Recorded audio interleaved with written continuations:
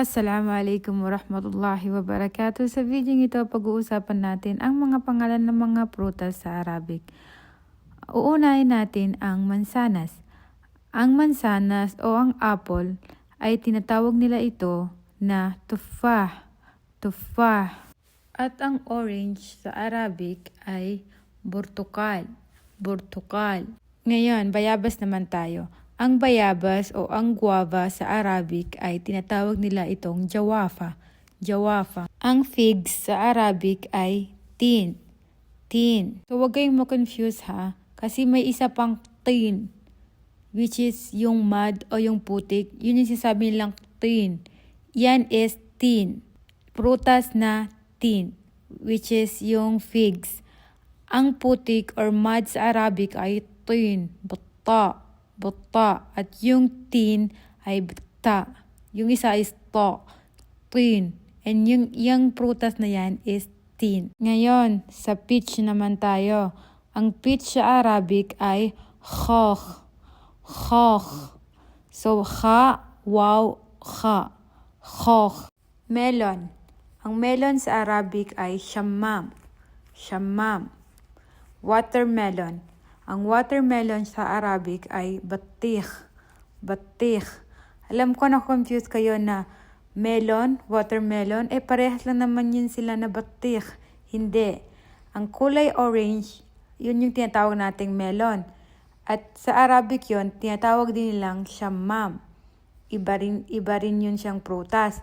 Ang watermelon, ganun din. Ibang lahi din siyang prutas. Watermelon, so ang watermelon sa Arabic ay batikh. So, huwag tayong malito. Si melon ay shammam. Si batikh ay watermelon. Naming kasama Gindanawon pan na pananggitan. Kiwi. Sa Arabic ay parehas lang. Kiwi. Pomegranate or pomegranate, anumang tawag nyo dyan. Ang pomegranate sa Arabic ay rumman. Rumman. Hindi ako nagkakamali. Ang tawag niyan sa Pilipino ay granada. Ewan ko lang. Basta sa Arabic niyan ay rumman. Hindi naman tayo Pilipino dito, no? Arabic. So, rumman. Proceed tayo sa Arabic. Cherry. Ang cherry sa Arabic ay karaz. Karaz. At ang berry naman sa Arabic ay tut. Tut. Pag sinabi nating blueberry, tut al-azraq. Pag sinabi nating red berry, tut al-ahmar. Grape or grapes. Ang grapes sa Arabic ay anab, anab. Ang huli ay ang date. Ang date sa Arabic ay tinatawag nila itong tamar, tamar. May iba't ibang klase ng dates or tamar na kung tawagin, pero dalawa lang yung alam kong klase ng tamar na tinatawag. Ito ay ang rutab at saka ang tamar. Ang rutab ay, itsura nito ay yellow sa taas at yung sa baba nito, dun sa baba nung dates ay brown.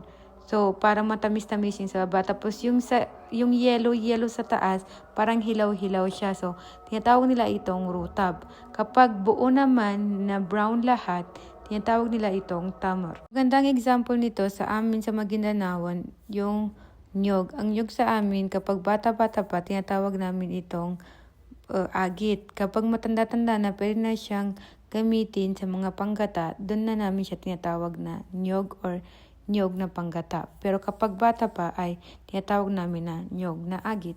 So, anong connect nun? Huy! Napa-storytelling pa ako. So, yun nga. So, kapag rutab, hilaw-hilaw pa, parang half-half.